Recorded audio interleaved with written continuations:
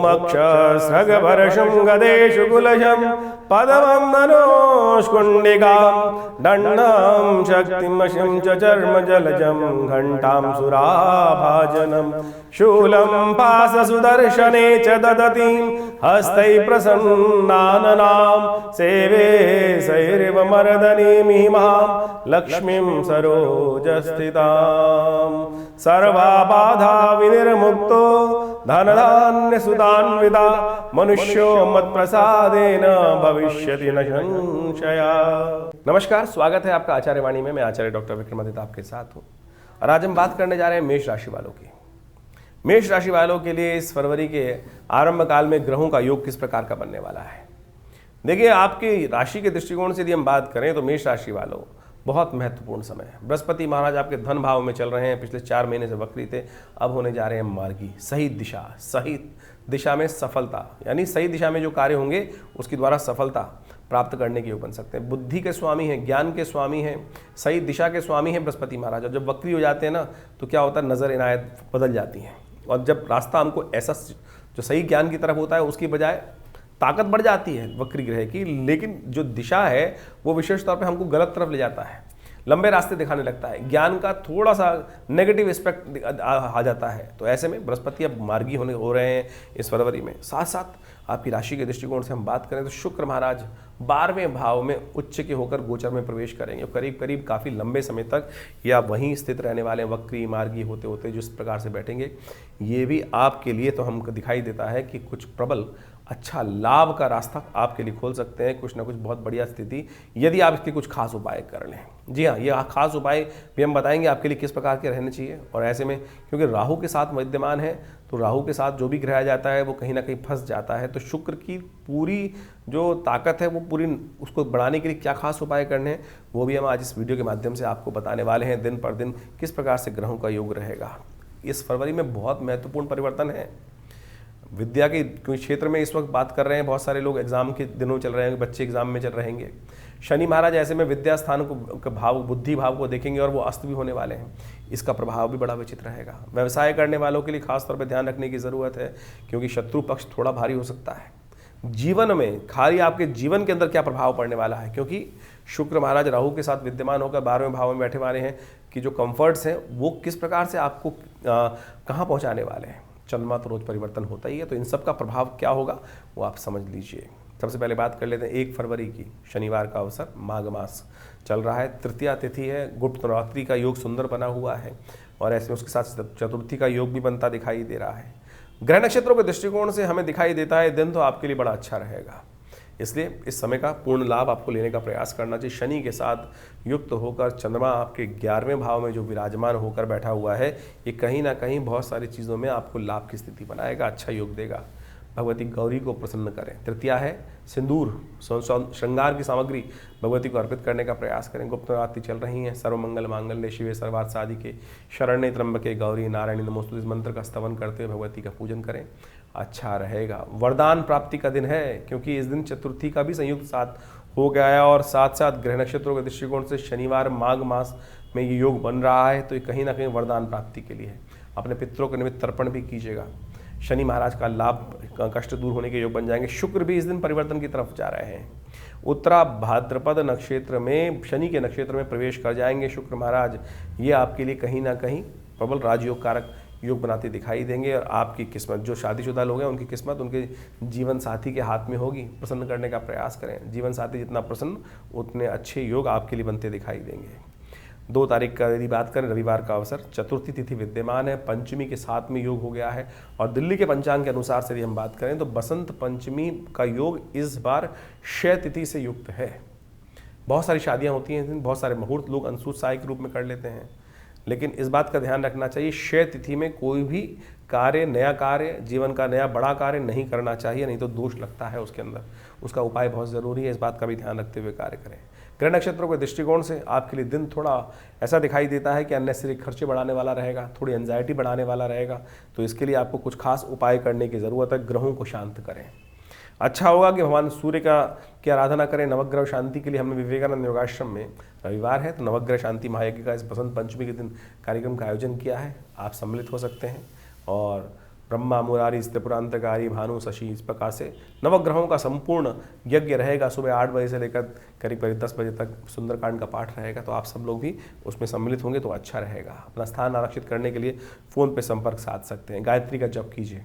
ग्रह थोड़े भारी हैं, आपको अननेसेसरी खर्चे को बचाना चाहिए। आपको 3 तारीख का दिन बात करें, सोमवार का अवसर, षष्ठी तिथि विद्यमान है और ग्रह नक्षत्रों के दृष्टिकोण से ये दिन आपके लिए स्वास्थ्य के मामले में थोड़ा भारी दिखाई देता है, इसलिए स्वास्थ्य के मामले में थोड़ा ध्यान रखते हुए कार्य करने की ज़रूरत है। आपको रोग थोड़े परेशान कर सकते हैं, तो ऐसे में अच्छा ये रहेगा कि आप महामृत्युंजय का मंत्र जप करते हुए भगवान शंकर के मंदिर में जाकर एक काम कर लें, एक उपाय, मंदार के पुष्प भगवान को अर्पित करें। मंदार षष्ठी है इस दिन।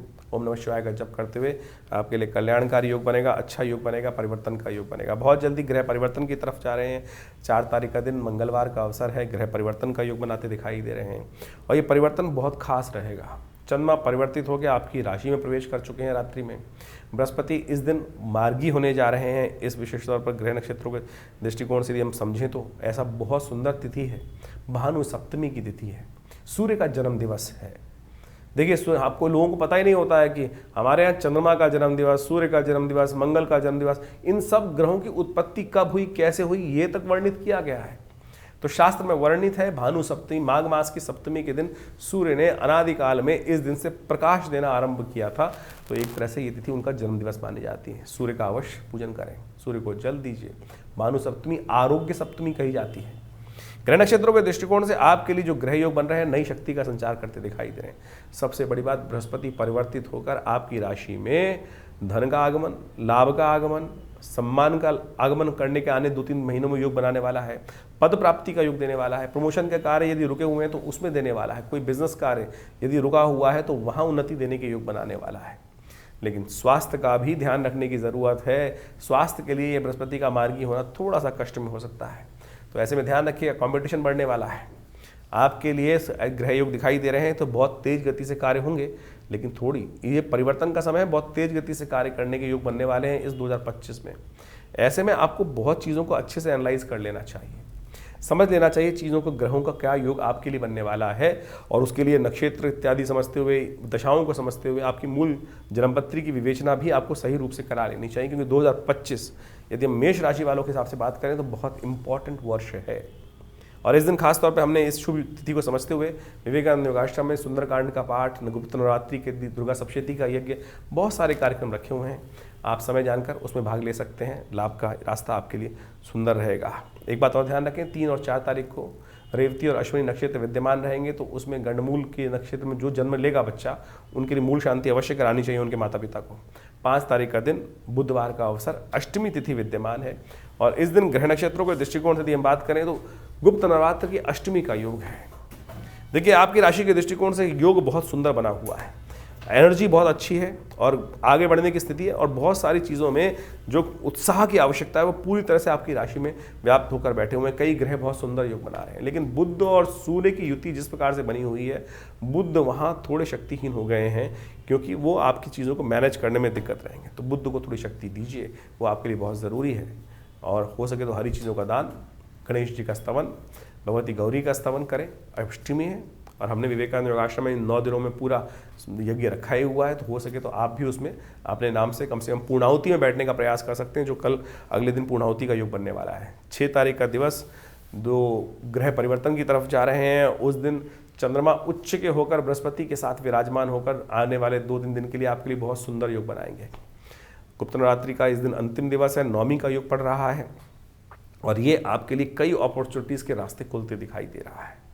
ये समय विशेष तौर पर परमात्मा से आशीर्वाद, भगवती से का आशीर्वाद, माता पिता का, गुरुजन का आशीर्वाद लेने का दिन दिखाई देता है। और जो कार्य बंद भी थे उनमें भी आप हिम्मत कर आगे बढ़ने का प्रयास करोगे तो सफलता प्राप्त करने के योग आपकी राशि के दृष्टिकोण से हमें अवश्य दिखाई देते हैं। देखिए, अवश्य आशीर्वाद का ही आपके कार्य कुंडली में योग बना हुआ है इस वक्त, इसलिए पुण्य कार्य कर आशीर्वाद का अकाउंट थोड़ा बढ़ाने का प्रयास कर लीजिए इन 2-3 दिनों में, यह आपके लिए बहुत कल्याणकारी साबित हो सकता है। 7 तारीख का दिवस यदि शुक्रवार का दिन है, उस दिन दशमी तिथि विद्यमान है और इस दिन बुद्ध महाराज भी जो बड़ी क्षीणस्थ अवस्था में थे, थोड़ी शक्ति प्राप्त करने के योग बना रहे हैं, क्योंकि वो धनिष्ठा नक्षत्र, मंगल के नक्षत्र में प्रवेश करने वाले हैं और ये योग उनके लिए अच्छा है। बुद्ध थोड़ा सा जो कमज़ोर चल रहे थे, सूर्य के साथ अस्त चल रहे हैं, कम से कम थोड़ी स्थिति अवश्य प्राप्त करते दिखाई दे रहे हैं।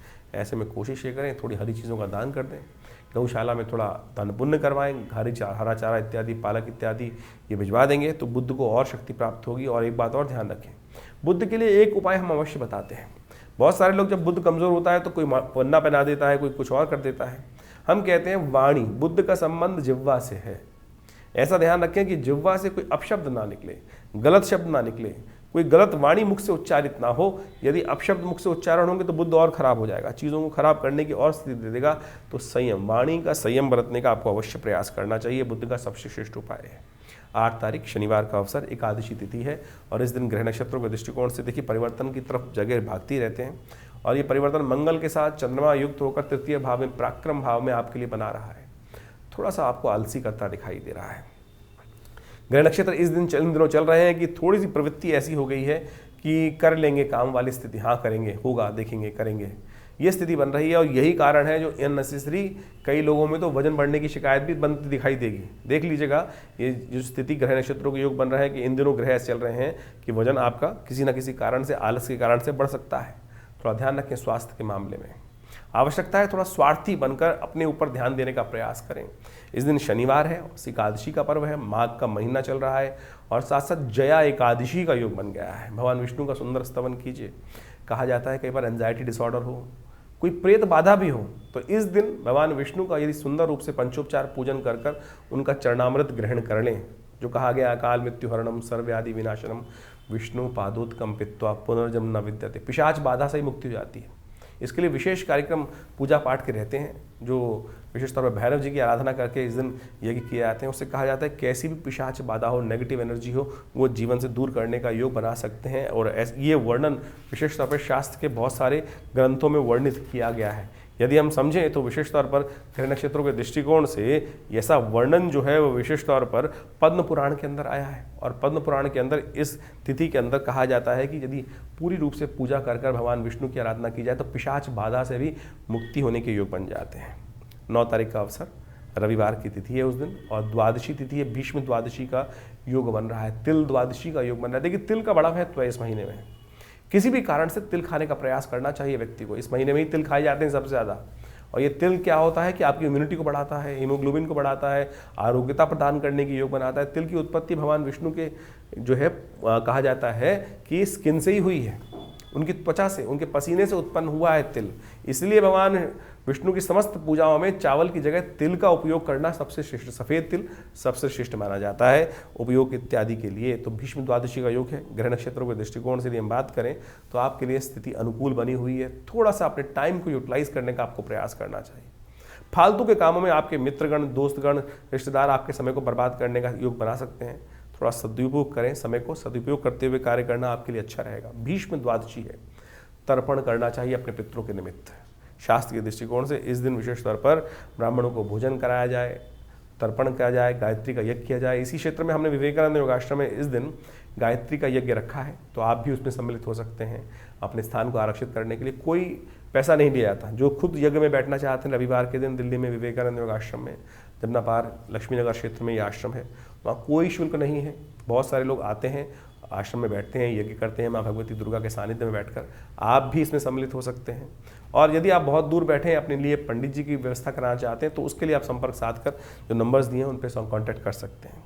10 तारीख सोमवार का अवसर, त्रयोदशी तिथि है और साथ साथ ग्रह नक्षत्र परिवर्तन का योग बना रहे हैं। चंद्रमा उच्च के होने जा रहे हैं आपकी राशि के दृष्टिकोण से।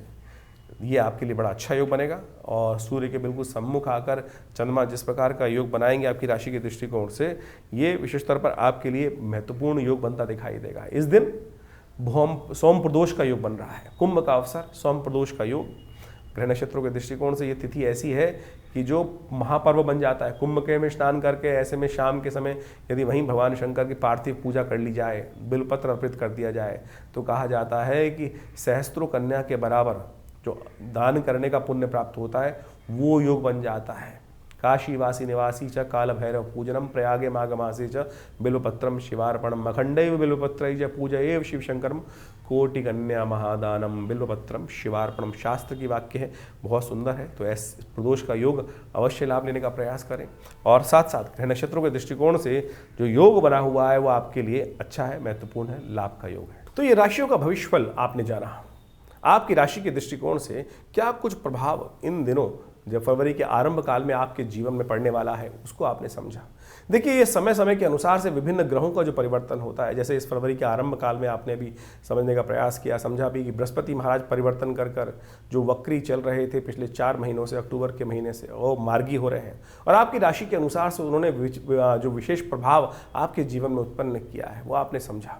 आप समझ लीजिए, बृहस्पति का परिवर्तन सबसे महत्वपूर्ण परिवर्तन होता है। हर वर्ष में एक बार बृहस्पति राशि परिवर्तन करते हैं, लेकिन वर्ष में एक बार बृहस्पति वक्री भी होते हैं और जी 4 महीने के वक्रित्व के बाद पुनः मार्गी होकर अभी आने वाले करीब करीब जो मई के मध्य तक अब सीधी गति से चलेंगे। ये आपके भविष्य में आपकी राशि के दृष्टिकोण से आपके जीवन में महत्वपूर्ण परिवर्तन लाने का योग बना रहे हैं। इसके साथ साथ हमको ये भी समझना चाहिए कि जो जन्मपत्री का प्रभाव है उसके कई आयाम हैं।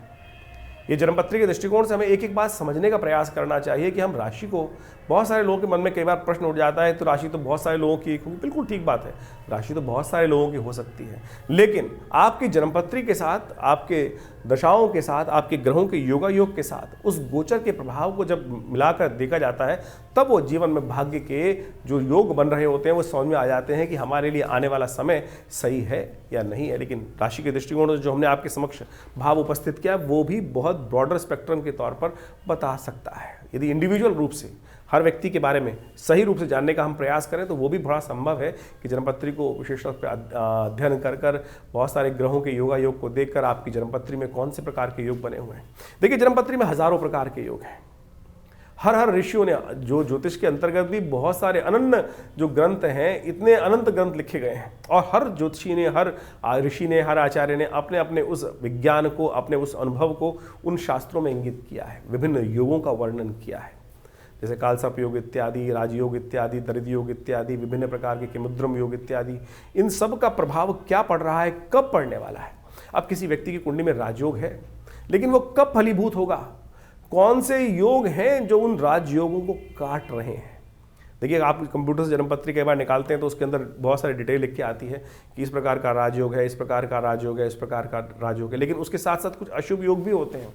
उन प्लस माइनस कर उन चीज़ों का अध्ययन करने की आवश्यकता है। फिर दशाएं कौन सी चल रही हैं, दशाओं के अंतर्गत जिसकी दशा चल रही है उससे वो दशेश जो है वो कहाँ बैठा है, किस प्रकार के योग बना रहा है। ऐसा नहीं है कि बृहस्पति जो दशाएं तो 9 ग्रहों की दशाएं हैं वो कहीं ना कहीं घूम के आएंगी। बृहस्पति की 16 साल की, शनि की 19 साल की, शुक्र की 20 साल की, ये दशाएं तो घूम के वही हर व्यक्ति पर आ रही हैं, लेकिन उन ग्रहों की अवस्था क्या है आपकी जन्मपत्री में, उन सब चीज़ों को देखकर, उन विशेष तौर पर विज्ञान का अध्ययन कर उस समझ को, भविष्य को देखा जा सकता है कि क्या कुछ योग हमारे जीवन में बनने वाले हैं। हम लोग व्यवसाय कर लेते हैं बहुत सारे, क्या वो व्यवसाय हमारे लिए उपयुक्त है? हर व्यक्ति के लिए हर लाइन उपयुक्त नहीं होती है, इस बात को हमें समझना चाहिए। क्या होता था, जाना था हमको किसी और दिशा में जो सफलता मिलनी थी, लेकिन हम जा रहे हैं उल्टी दिशा में और फिर जीवन पर्यंत घूम घाम के अंत में भटकते हुए आते हैं सही दिशा में और जीवन निकल जाता है बहुत लंबा और फिर पता चलता है अरे पहले से ही इस दिशा में इस कार्य को कर लेते तो बहुत सुंदर हो जाता।